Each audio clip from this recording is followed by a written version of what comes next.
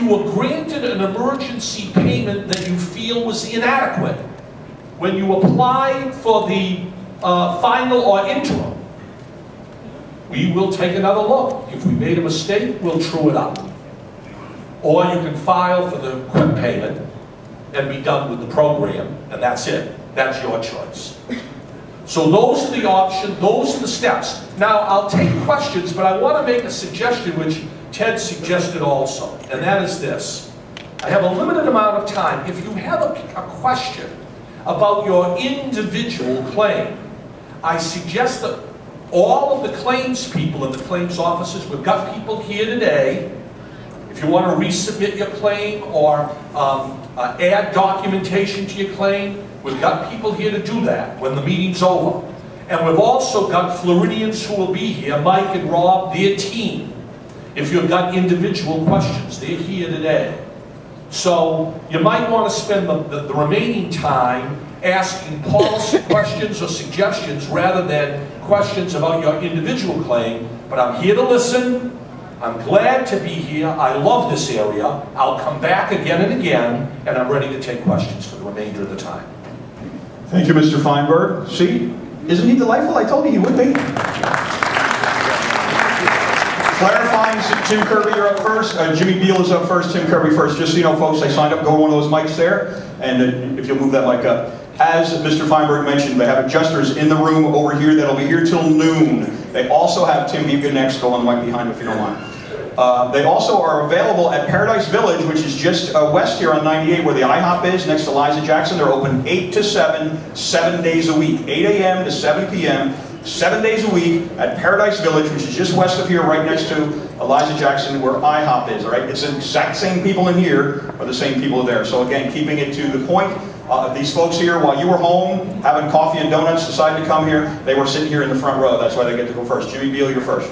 I got your email, I think. I would like to know, do you have claims people in Pensacola that we can go to? And also, with businesses starting having to sell off their materials to keep the doors open or try to get them open, how do we go about showing that as part of this law? Yes, we have claims office in Pensacola, all the way down to Panama City. We have claims offices available in Pensacola. Second, a business that wants to show damage caused by expenditures, money spent in preparation for fishing or whatever business, and then the spill caused a loss as a result of those expenditures. Absolutely relevant, documented, we pay it. All right, and I'll give you this where you can look at it when you have Thank you. I know I received an email. Tim Kirby, Patty Cantavespri, you're next.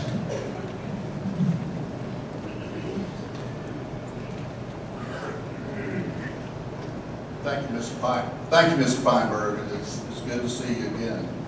I am going to, yeah, it was in August. I am going to get into a little bit of specifics on my personal claims. I just need to get some things off my chest.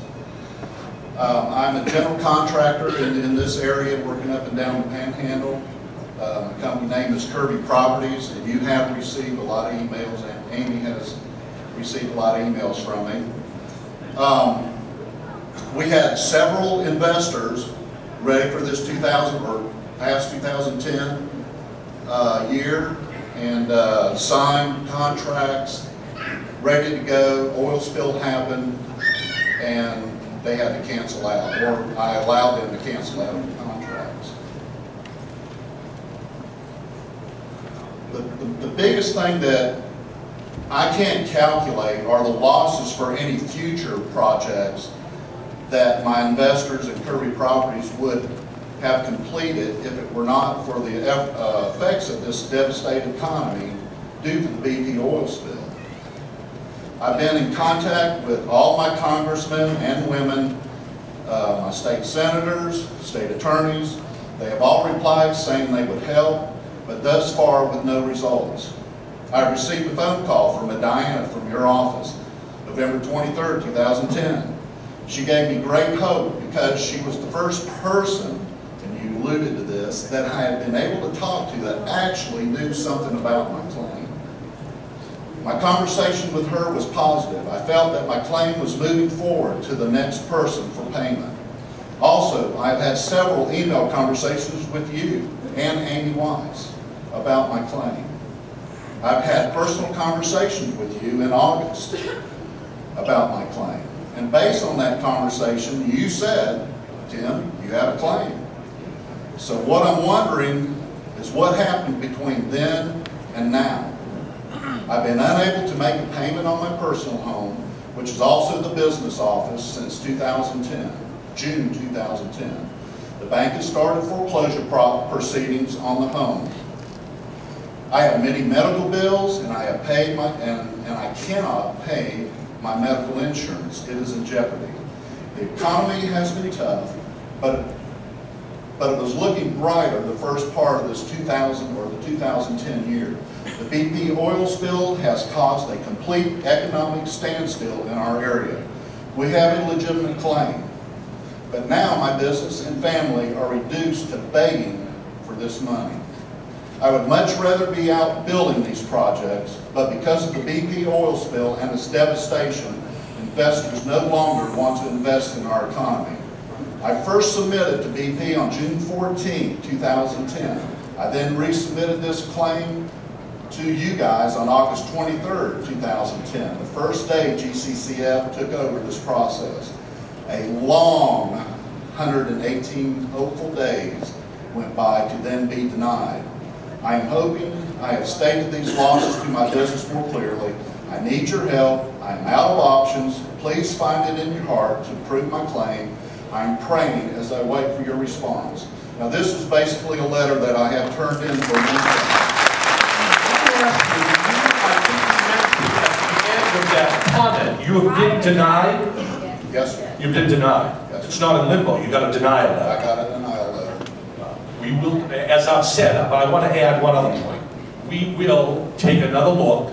You mentioned this. We'll take another look immediately at your claim. Now, let me say this. And by the way, I will interrupt you. You do have this. You and Amy both have my complete interim claim. Let me suggest this. I didn't say this before. Based on what you've said, we'll take another look immediately at that claim, and if we've made a mistake, and if we should pay this claim, we will not wait for the final payment of the interim payment. It sounds like you every day is critical to you, and we will take a look at that immediately.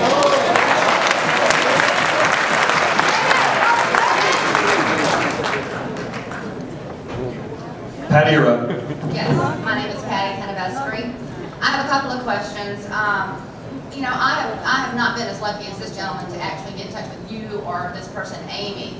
I've been talking to the friggin' 800 number. I've been getting those stupid emails back. But I want to know why we can't know who is handling our case. Every time we call, it's like, this is all I know. Basically, they know the same damn thing I do. I can look it up on the internet. Why can I not talk to the person that's actually got my claim? I personally believe my claim is being shuffled from hand to hand to hand, that these people don't know what to do with it.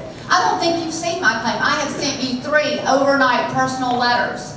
What business is this? This is Sammy's, and I have 4 Sammy's. I have one in Birmingham, Mobile, Pensacola, and Fort Walton Beach. Now, when this happened, my Mobile club, they're all on the coast. My Mobile club was kicking ass. It was up here. It didn't bother it one bit.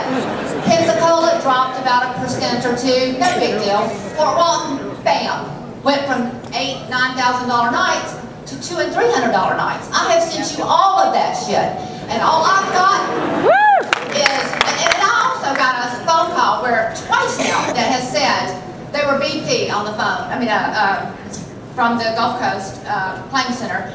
And, I mean, I immediately started crying. I mean, I'm this close to having to file bankruptcy for Gold Incorporated. And I was just crying because I'm like, oh, they're finally listening. They're finally calling me. They finally came to my claim. She said, somebody will get in touch with you next week. Never heard from anybody again. And then it happened again about a month and a half later. I mean, I've had to go to the doctor. I'm on all kinds of friggin' medication, trying to keep my head above water. I have borrowed from all of my other companies. I have borrowed from my mother. I'm out of options. Have you received a denial, or you don't know what this is? No, I got money. I got $80,000. Well, the 4 months that I gave you was twice that. So what? I'm supposed to be so starved that I should just settle for $80,000? I'm just asking a question. But you asked us to send you the documents. I did. Right. Those documents showed you clearly how much money I should have got. But you sent half of it just like throwing me a friggin' bone. Well, I was 3 months behind in rent. And, all right, Patty, come on now. Well, I'm just saying, there's tons and tons of bills I had to pay. That $80,000 lasted about a week. What I would suggest is, all I would suggest is for leave the name of the claim and number with me. I am, got it right here. We've got Mike and Rob Blue are here, now live bodies that will follow through with the claim, as will I, and we'll try and get you an answer, and a true up as soon as we can.